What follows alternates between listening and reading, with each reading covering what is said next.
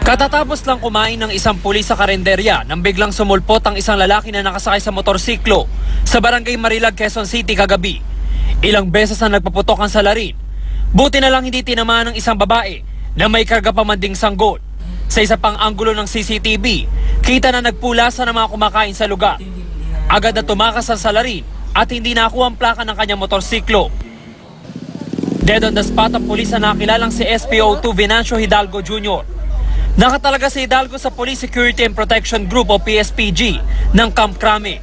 Kwento ng saksi, hindi bababa sa 30 putok ng baril ang narinig niya.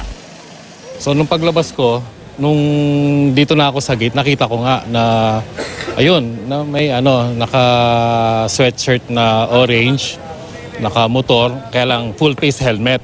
Nagtamo si Hidalgo ng mga tama ng bala sa ulo at likod. Nakakuha ng soko ang 3 basyo ng bala. Hindi residente ng naturang barangay ang biktima, pero madalas daw itong kumakain sa karinderya. Mabait naman daw ang pulis ayon sa mga nakakakilala sa kanya. Ang biktima ay isang pulis. Naging estudyante ko sa master sa PSBA yan. Kumakain lang dito once in a while. Inaalam na ng QCPD kung may kinalaman sa trabaho ng biktima ang motibo sa paumarin.